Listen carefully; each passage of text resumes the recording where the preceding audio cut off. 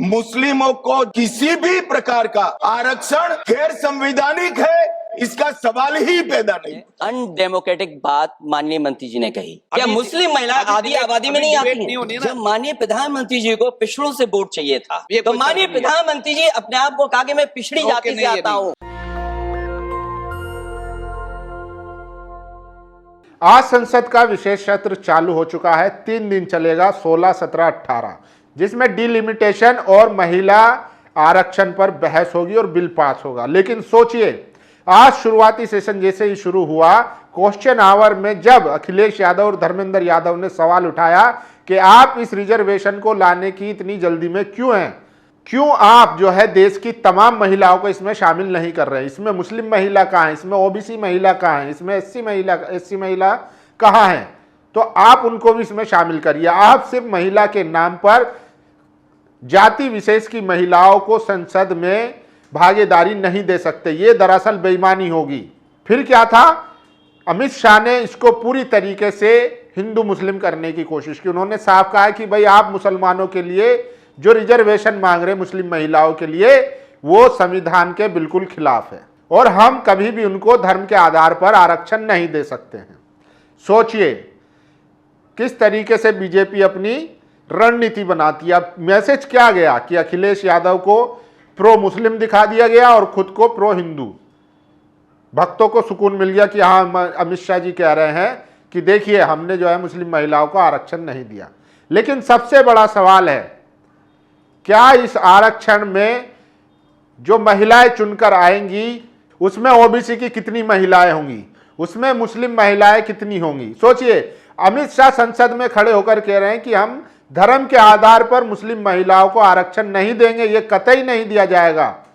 तो फिर आपने धर्म के आधार पर उनके लिए 3 तलाक बिल जो बनाया था, कानून जो बनाया था, वो किस आधार पर बनाया था। तब तो आप कह रहे थे कि मुस्लिम महिलाओं को भी अधिकार है कि उनके साथ शोषण ना हो। तो क्या मुस्लिम महिलाओं को ये अधिकार नहीं है कि उनका पॉलिटिकली अपलिफ्टमेंट हो और वो संसद में जाकर अपने मुद्दे उठा सके।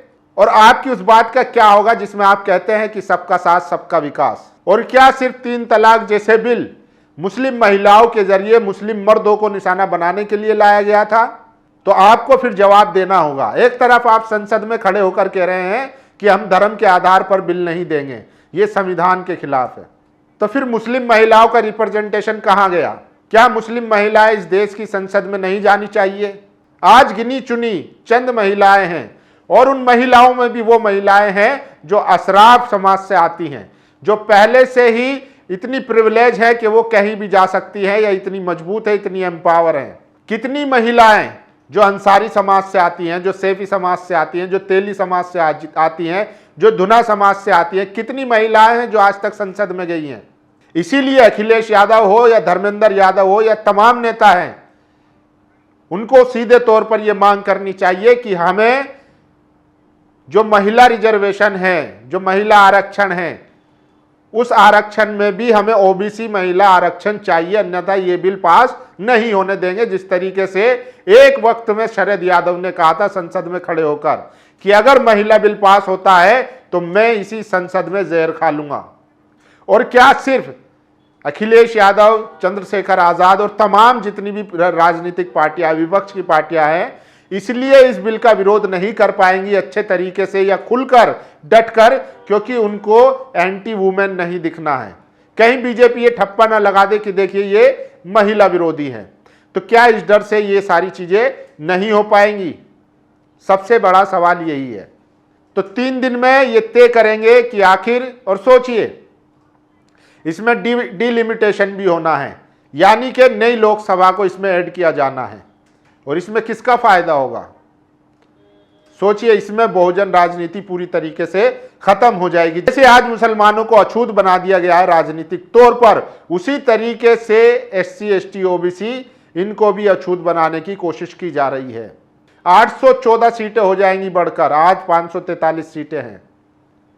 तो उन 400 सीटों पर कौन चुनकर आएगा। और अगर अभी भी आप रेशियो निकालेंगे, अगर ओबीसी की आबादी ना होती 50% जितनी है, तो आपको लगता है कि बीजेपी, आरएसएस, बीजेपी तो आपको लगता है बीजेपी आरएसएस जो है वो आपको टिकट देती? नहीं देती, क्योंकि आपकी संख्या है इसलिए आपको टिकट मिलता है, और एससी एसटी तो खैर रिजर्व है।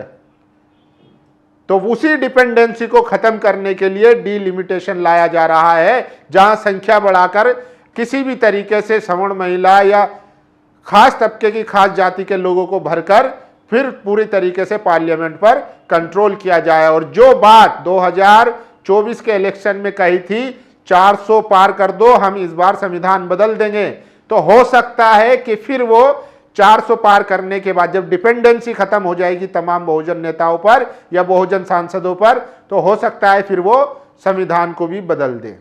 क्योंकि उस चुनाव में बीजेपी ने देखा कि हमें ये नारा तो उल्टा पड़ गया, इसीलिए आप देख रहे हैं कि धीरे धीरे धीरे धीरे बीजेपी जो है वो शिफ्ट हो रही है अब राम जी से अंबेडकर जी पर। इस जयंती पर, अंबेडकर जयंती पर आपने देखा किस तरीके से हिंदू रक्षा दल हो, विश्व हिंदू परिषद हो, आरएसएस हो, बीजेपी हो, बाबा साहेब की जयंती मनाई गई। और यूपी में तो कहा जा रहा है कि उनकी मूर्ति के लिए, स्टेचू के लिए बाकायदा स्पेशल बजट तय किया गया है।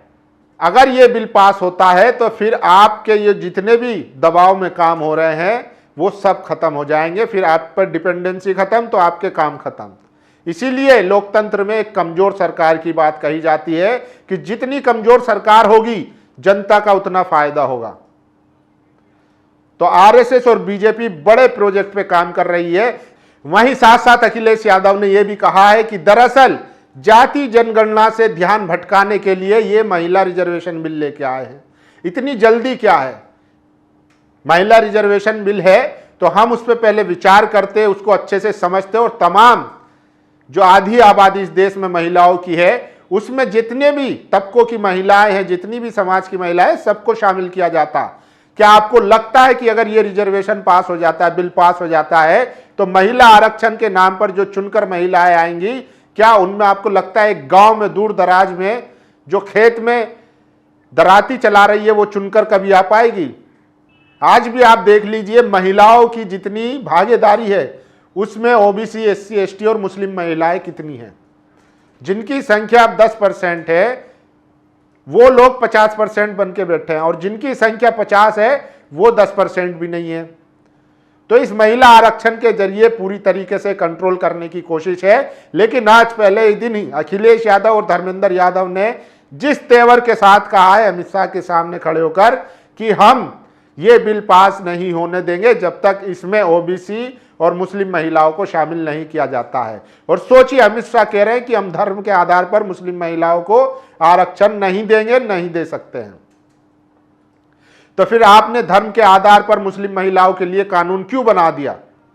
जबकि संविधान ये कहता है, संविधान भी इस बात की इजाजत नहीं देता। संविधान कहता है कि तमाम जो माइनॉरिटी हैं उनको अपने धर्म के हिसाब से चलने का अधिकार है। फिर आप यूनिफॉर्म सिविल कोड की बात करते हैं, तो क्या मुस्लिम महिलाओं का अधिकार नहीं है? क्या उनको राजनीतिक तौर पर मजबूत नहीं बनाया जाना चाहिए? तो सबसे बड़ा सवाल ये है। बाकी देखते हैं कि 3 दिन में किस तरीके से इस बिल पर बहस होती है। तमाम नेता अपनी अपनी राय रखेंगे और हम आपको डिटेल में उसका विस्तार से विश्लेषण कर कर बताते रहेंगे।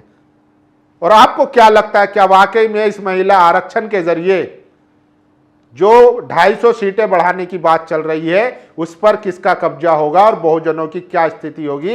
अपनी राय जरूर दीजिए। शुक्रिया। नेशनल दस्तक की आपसे गुजारिश है कि अगर इसको बचाना चाहते हैं तो नेशनल दस्तक को सब्सक्राइब करने के लिए रेड कलर के सब्सक्राइब बटन को दबाएं, फिर बेल आइकन की घंटी दबाएं। नेशनल दस्तक को बचाने के लिए बहुत जरूरी है कि हर खबर को शेयर करें, लाइक करें, कमेंट जरूर करें।